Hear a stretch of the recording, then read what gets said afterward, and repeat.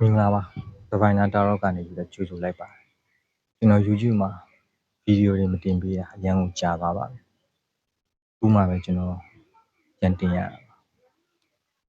အဲ့တော့အတန်ပိုင်းဆိုင်ရာအနှောက်အယှက်ကလေးများရှိတော့နားလည်ပြီးမျှော်လင့်ပါတယ်ကျွန်တော်ပညာရှင်မဟုတ်ပါဝါသနာရှင်တယောက်ပါနော်အဲ့တော့ကက်ကလေးတုံးကချပြီးထားပါတယ်1989ခုနှစ်အစုံလာပြီးကြော်ပြီးရဲ့နောက်ပိုင်းတင်းရဲ့အခြေရေးကဘာတွေဖြစ်လာလဲအင်္ဂလိပ်လိုဆိုတော့17ရက်5လ2025ကျော်ပြီးနောက်ပိုင်းတင်ချီရေးကဘာတွေဖြစ်လာလိမ့်မယ်။3ငါချပေးထားပါ1 2 3ပေါ့နော်။ကြိုက်နှစ်တက်တဲ့တက်ကက်ကိုရွေးချယ်ပေးပါခင်ဗျ။စိတ်လက်ပေါ်ပါစွာနဲ့ပဲနားထောင်ပေးပါခင်ဗျနော်။ဒါဖြောပြတက်တစ်ခုအနေနဲ့ပဲနားထောင်ပေးပါ။ဒါ January ရင်ဖြစ်တဲ့အတွက်အကုန်လုံးနဲ့တော့တိုက်ဆိုင်နေမှာတိုက်ဆိုင်ပါလိမ့်မယ်။ဟုတ်ကဲ့ကျေးဇူးတင်ပါတယ်ခင်ဗျ။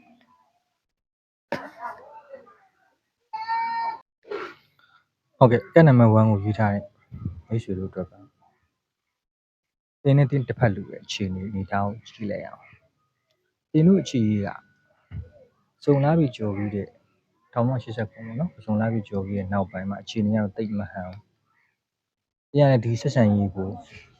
ဒီအပေါ်က line ကတော့တင် line ပေါ့နော်ဒါကတော့တစ်ဖက်လူရဲ့ line ပေါ့တင်ကလည်းဒီဆက်ဆံရေးကိုခဏတော့ရပ်တန့်ထားခြင်းတဲ့အနေအထားမျိုးတစ်ခုတွေ့နေတယ်တစ်ဖက်လူကတင်အတွက်စိတ်ကျဉ်းချက်ထဲရောက်စေတဲ့အနေအထားတစ်ခုပဲတင်တစ်ဖက်လူကိုတန်တရားတွေအလုံးများနေတယ်အပြောင်းလဲတစ်ခုကိုလိုချင်တယ်ဒီပုံစံတိုင်းတင်ဆက်မသွားချင်ဆက်ဆံရေးကိုတိကျပိုကောင်းအောင်ပဲသွားချင်တဲ့သဘောမျိုးရှိတယ်တစ်ဖက်လူကတော့သူစိုးရိမ်နေတယ်တင်တစ်ခုခုလုံးမှာ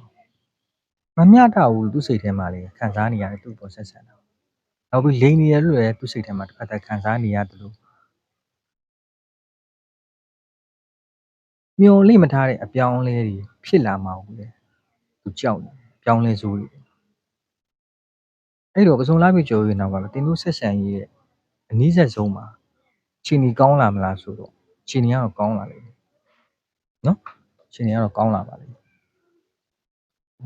တင်ဘက်ကလူချင်းတဲ့အပြောင်းလဲတစ်ခုကိုတင်တစ်ဖက်လူဘက်ကလုပ်ပေးနိုင်တဲ့အနေအထားမျိုးတစ်ခု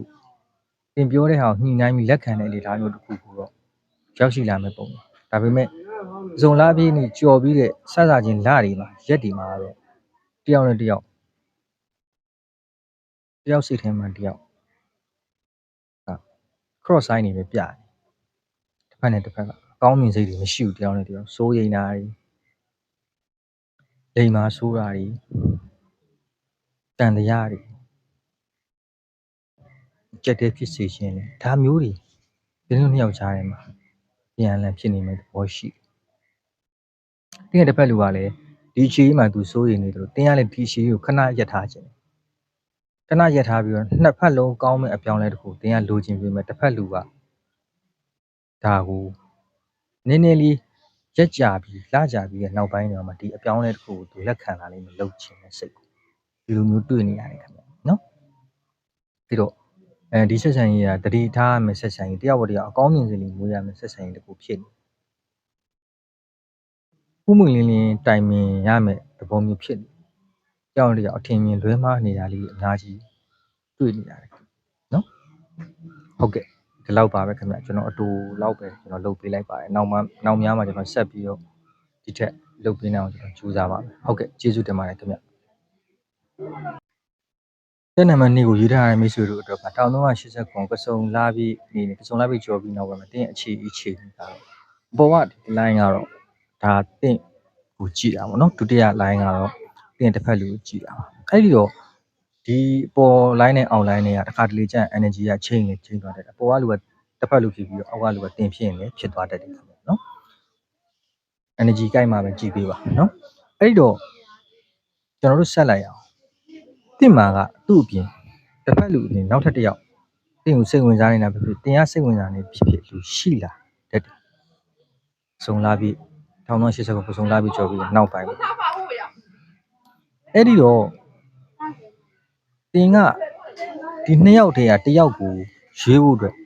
တင်အတော်လေးစဉ်းစားချင့်ချင်ရမယ်အနေအထားတစ်ခုဖြစ်နေနောက်ပိုင်းနေမှာတင်ဒီ connection ဖြိုချဖြက်စီလိမ့်မင်းကြီး တင်ဒီလိုပြုတ်ချဖြက်စီးပြက်လိုက်ရင်မိန်းကလေးဘက်ကလည်းလက်မခံတဲ့အနေအထားမျိုးတစ်ခုရှိနေအဲ့တော့တစ်ဖက်လူပြန်ကြည့်အောင်တစ်ဖက်လူဘက်ကလည်းသူ့ရဲ့ပတ်ဝန်းကျင်ကတင်းတို့နှစ်ယောက်ရဲ့အခြေရေးကိုမဖြစ်တင်ဘူးလို့ကန့်ကွက်လိုက်နောက်ပြီးတော့တင်းနဲ့သူနဲ့တစ်ဖက်လူနဲ့ကြားထဲမှာလေပြိပက္ခသဘောမျိုးလေးဒီတတိယလူကိစ္စနဲ့ပတ်သက်ပြီးပြိပက္ခသဘောမျိုးလေးတွေဖြစ်လာတယ်တစ်ဖက်လူကအဲ့ဒီကိစ္စကိုတီးပြီးရဲ့နောက်ပိုင်းမှာညဘက်ဒီအိတ်မရတာဖြစ်လာတယ်နောက်ပိုင်းဒီမှာတစ်ဖက်လူကသူတယောက်တည်းပဲဒါမှမဟုတ်ဘူးသူကြတယ်မင်းလည်းဘာကြီးလုံးနေရတယောက်တည်းပဲနေတော့မယ်သူတယောက်တည်းပဲဒီပြဿနာဒီတတိယလူကိစ္စကိုသူတယောက်တည်းပဲရအောင်ဖြေရှင်းမယ်ဆိုတဲ့ပုံစံမျိုးတွေ့နေရတယ်ဒါပေမဲ့သူဖြေရှင်းနိုင်မှာမဟုတ်သူတယောက်တည်းပဲနေတော့မယ်ဆိုတဲ့ဆုံးဖြတ်ချက်ကိုတစ်ဖက်လူကချသွားတတ်တယ်အဲ့ဒီတော့အဲ့တစ်ဖက်လူကပြီးရင်သူအဝေးကိုထွက်သွားတယ်အဲ့တော့တင်းတို့နှစ်ယောက်ရဲ့ဆက်ဆံရေးကအခြေအနေကတော့တင်းဘက်ကစပြီးတော့ဖြတ်မဲ့သဘောမှာဖြစ်နေတယ်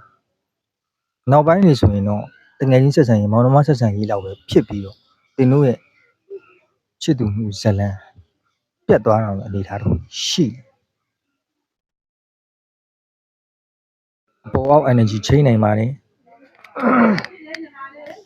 เนาะနည်းနည်းလေးတော့ energy ကိုချိန်ပြီးနားထောင်ပြီးတော့တကယ်လို့အောက်ကတင်ဖြစ်သွားမယ်ဆိုရင်အပေါ်ကတင်တစ်ဖက်လူဖြစ်သွားတတ်တယ်เนาะဒါကတော့ဟုတ်ကဲ့အတန်ပိုင်းဆိုင်ရာအနှောက်အယှက်ရှိဘေးအနှောက်အယှက်ကလေးဖြစ်သွားရင်တော့နည်းနည်းလေးကျွန်တော်နားလည်ပြီးပါခင်ဗျာကျွန်တော်ကိုယ်ပိုင်အခန်းလုံးမဟုတ်တဲ့အတွက်ပေါ့နော်ကျွန်တော်အဆင်ပြေတယ်လို့အတက်နိုင်ကိုကျွန်တော်လုပ်ပြီးထားပါတယ်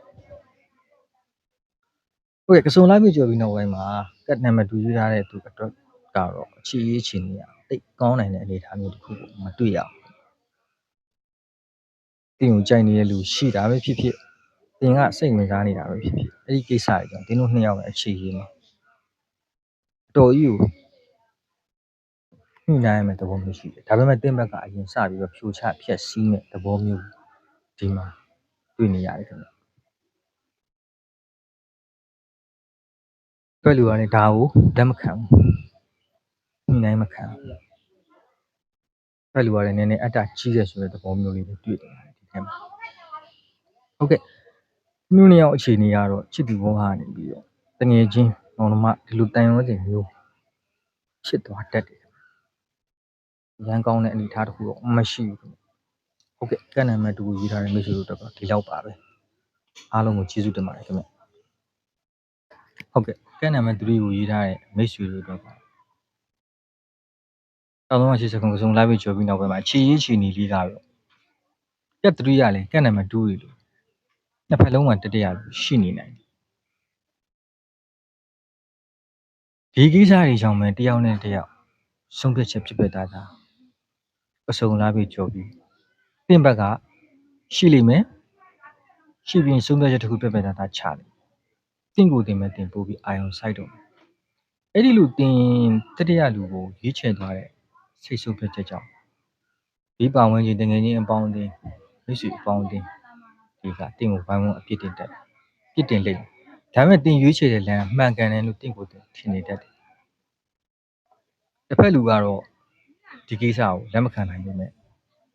သူပြက်ပြက်သားသားဥဒဘောသူဆုံးဖြတ်မဲ့သဘောရှိတယ်အဲ့ဒီလူအကြောင်းအရာတွေကြောင့်ပဲတစ်ဖက်လူမှာတယောက်တည်းနေရတာအဆင်မပြေအထီးကျန်ဖြစ်နေတဲ့အနေအထားမျိုးတစ်ခုဖြစ်ပြီးတော့စုံလာပြီးကြော်ပြီးတဲ့နောက်ပိုင်းဒီပြဿနာတွေဖြစ်ပြီးတဲ့နောက်ပိုင်းတွေမှာသူအလုပ်ကိုပဲအာယုံဆူဆိုင်တော့မယ်ဆိုတဲ့အနေအထားမျိုးတစ်ခုတွေ့နေတာ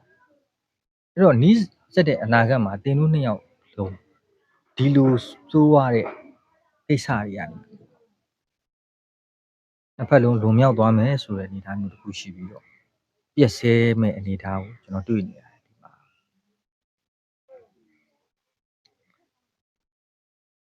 ဒီတိုင်မှာတယောက်တည်းနေတော့မဲ့ပုံစံဖြစ်နေတယ်တယောက်တည်းနေပြီမဲ့လဲ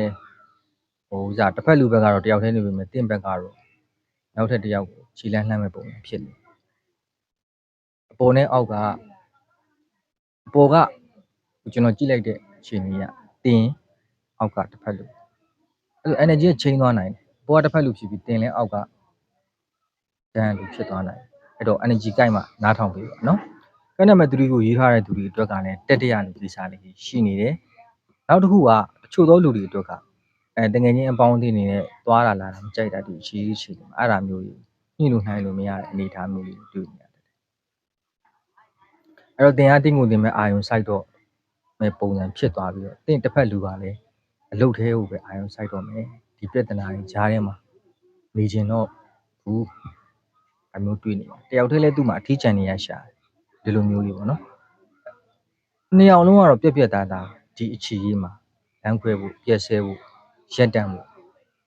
ဆုံးဖြတ်ချက်ချနိုင်သွားတယ်စုံလာပြီးကြော်ပြီးတဲ့နောက်ပိုင်းဟုတ်ကဲ့တက်နိုင်မဲ့သူတို့ရေးထားတဲ့မိတ်ဆွေတို့အတွက်ကတော့ကျေးဇူးတင်ပါတယ်ခင်ဗျ